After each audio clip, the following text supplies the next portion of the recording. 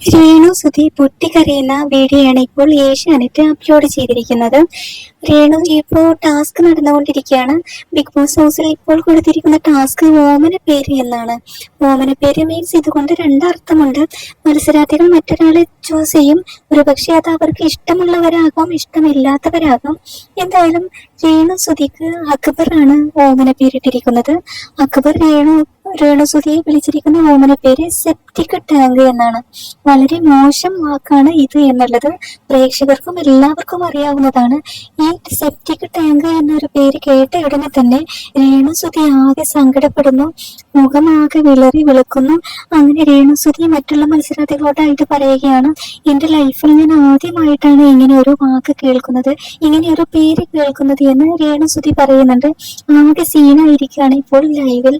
അങ്ങനെ ആദിലയോടും നോറയോടും ഒക്കെ പോയിട്ട് ഈ സങ്കടം പറയുന്നുണ്ട്. രേണുസുധി പൊട്ടിക്കരയുന്നുണ്ട്.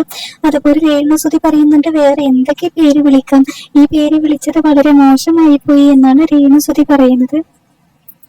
രേണുസുധി വീണ്ടും പറയുന്നുണ്ട്, ഇതെല്ലാം ലോകം മൊത്തം കണ്ടുകൊണ്ടിരിക്കല്ലേ, ജനങ്ങൾ തീരുമാനിക്കട്ടെ എന്നൊക്കെ പറയുന്നുണ്ട്. എന്തായാലും രേണുസുധി ആ പേര് വിളിച്ചതിൽ ആർക്കും തന്നെ ഒരു യോജിപ്പുമില്ല. എന്ത് വിളിച്ചാലും സെപ്റ്റിക് ടാങ്ക് എന്ന് വിളിച്ചത് വളരെ മോശമായി എന്നാണ് കമന്റുകൾ വരുന്നത്. അതുപോലെ തന്നെ വേറെ വല്ല പേരുമൊക്കെ വിളിക്കാം. ഒരു ടാസ്ക് ആവുമ്പോൾ, ഒരു ഗെയിം ആവുമ്പോൾ ഇത്തിരി സ്റ്റാൻഡേർഡ് ഒക്കെ വേണം എന്നുള്ളത് നമുക്ക് അറിയാവുന്ന കാര്യമാണ്. എന്തായാലും അക്ബർ അങ്ങനെ വിളിച്ചത് വളരെ മോശമാണ്. എന്നാൽ രേണുസുധി അക്ബറിന് നേരെ ഓമന പേര് ഇട്ടിരിക്കുന്നത് വേട്ടപ്പട്ടി എന്നാണ്. അതും വളരെ മോശം തന്നെയാണ്.